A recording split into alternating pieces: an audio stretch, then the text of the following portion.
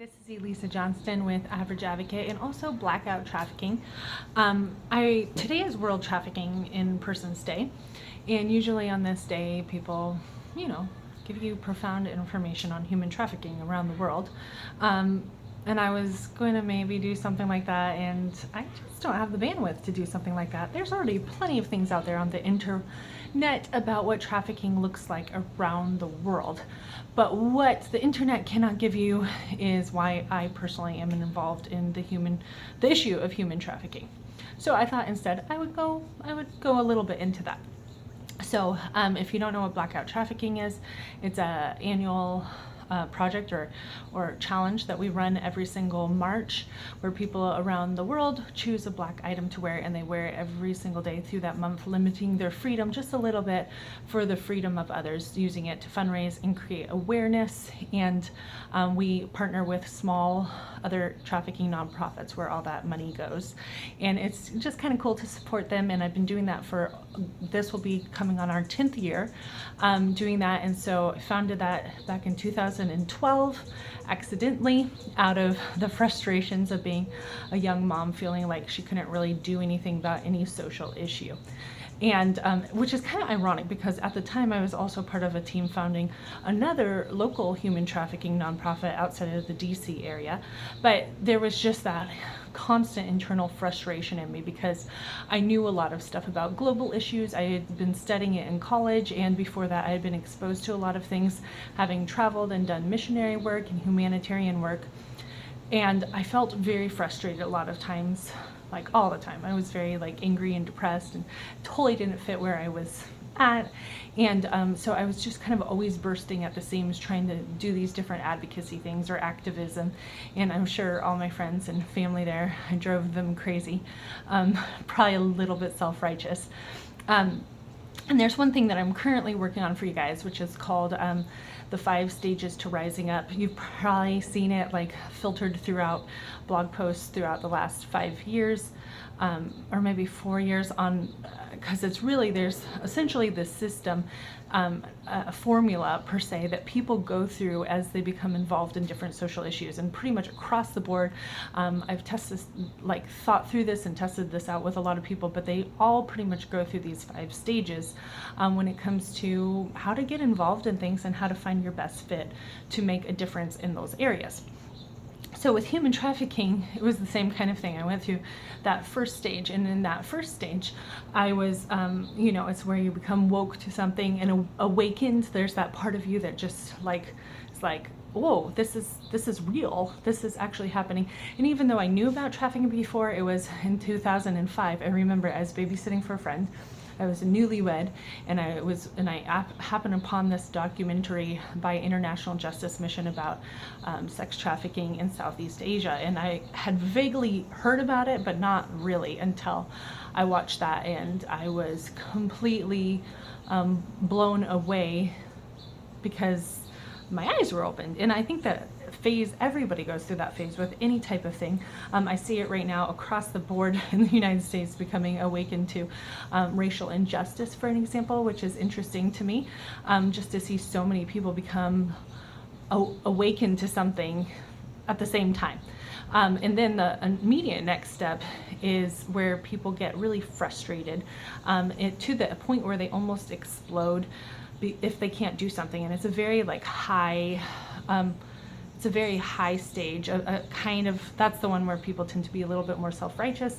Usually it forces them into action, and so they pretty much can't not do anything anymore.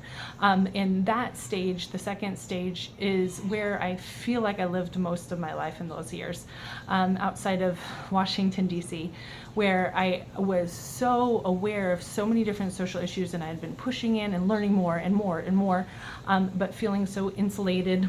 Sorry, I'm outside.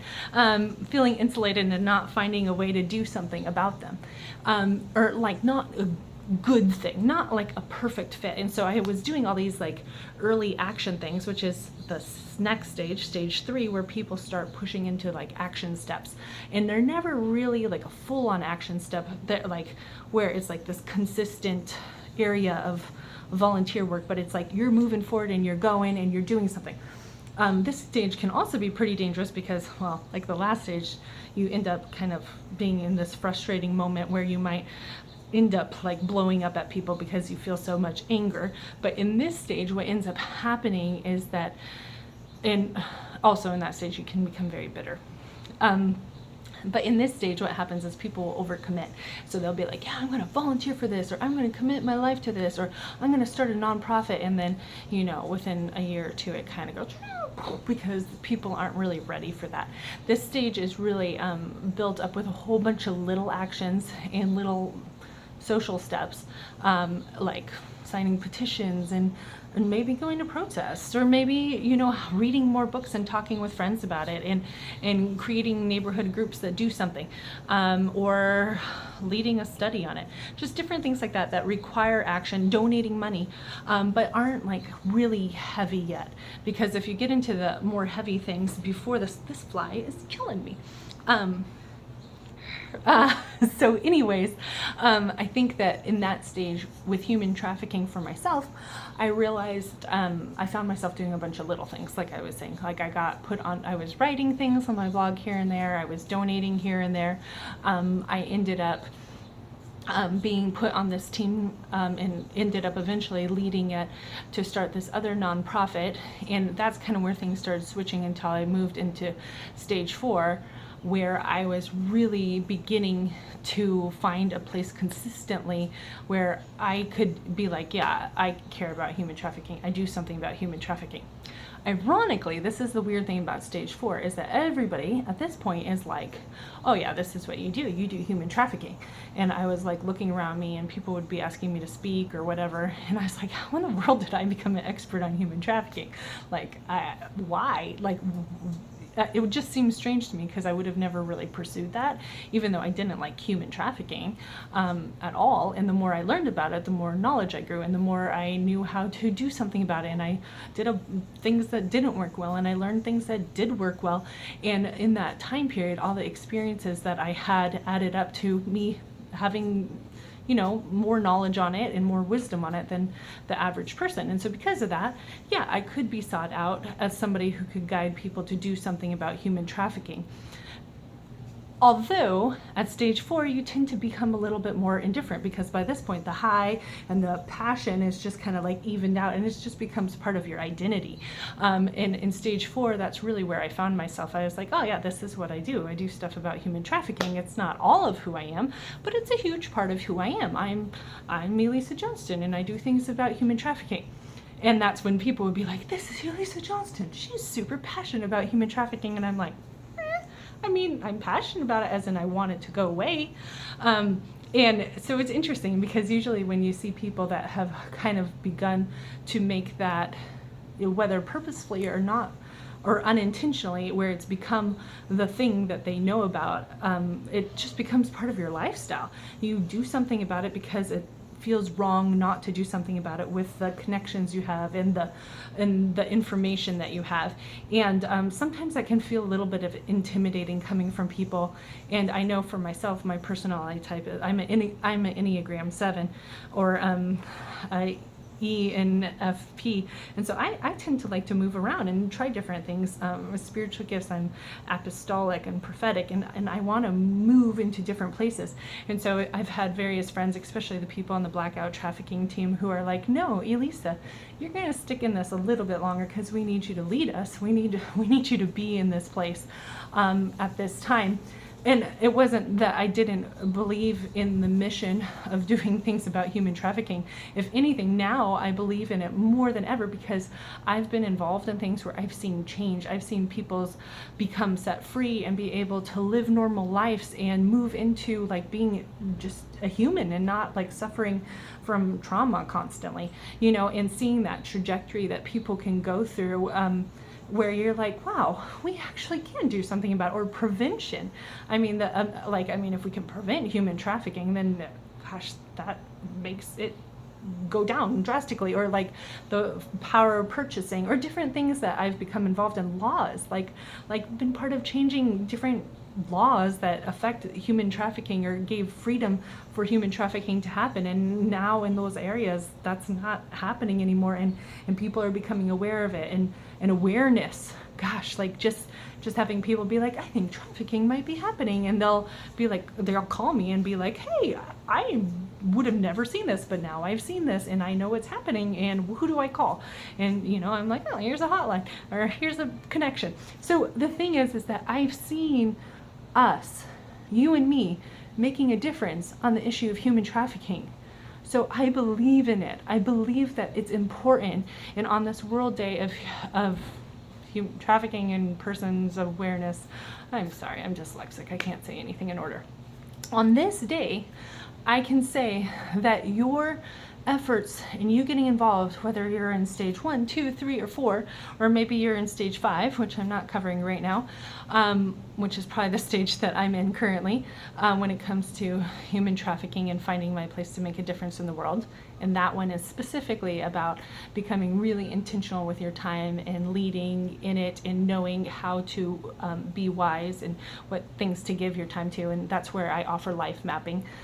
It's usually stages 3, 4, and 5 are particularly interested in it, because it helps you kind of balance that. And really, in stage 4 and 5, you kind of need it so you don't burn out.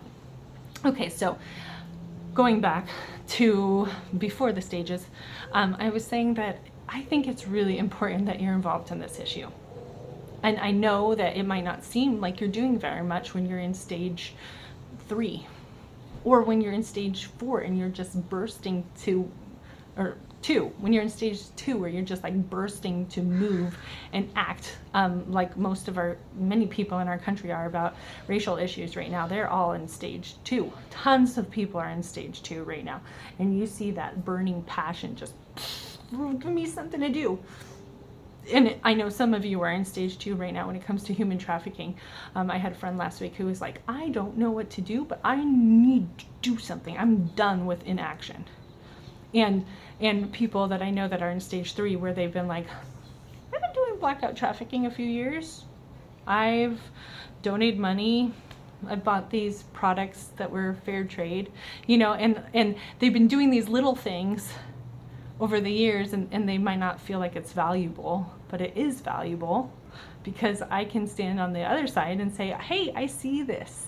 And if you need to be on the other side to see that your actions are making a difference, then come on the other side and I'll talk with you about it, because if you don't feel like if you don't know that, if you're not going out of your way to read stories or walk alongside people or reach out to the nonprofits who are working hard in the anti-trafficking realm, then you might be really struggling with that, and then you will just kind of slow down and maybe even quit or step out of the game.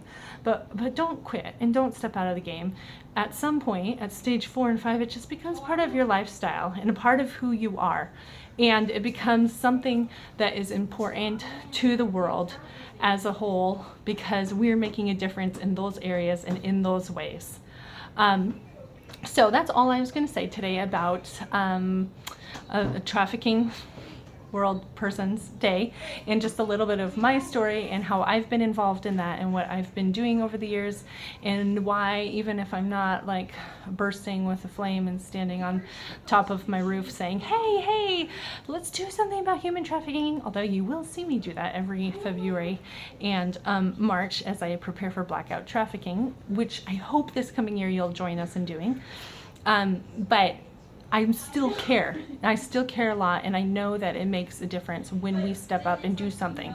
And I just wanted to talk a little bit about those stages today, because I didn't want you to discredit where you are, because where you are is still important and it's still valuable. And I think that and you'll continue moving up in those stages, and hopefully I'll have some guide for you sometime to help you navigate that a little bit better. But in the meantime, just keep hanging in there, and don't give up hope that there's a place and a purpose for you to be involved in the anti-trafficking movement, because the people who we are advocating for are real people. They're not just numbers. They're not just 30 to 40 million people who are enslaved. They're real people, and we can make a difference in just one of their lives, or maybe in hundreds of their lives, or maybe we're just creating a more just society where less trafficking is happening. But you're important in that place, and that's all I really want to say. So that's Elisa and a little bit of her story of going through the stages as she's been doing stuff about human trafficking. All right, talk to you later. Oh, and also, DM me if you have any questions. I'm usually willing to talk quite a bit on Instagram Messenger. All right, bye.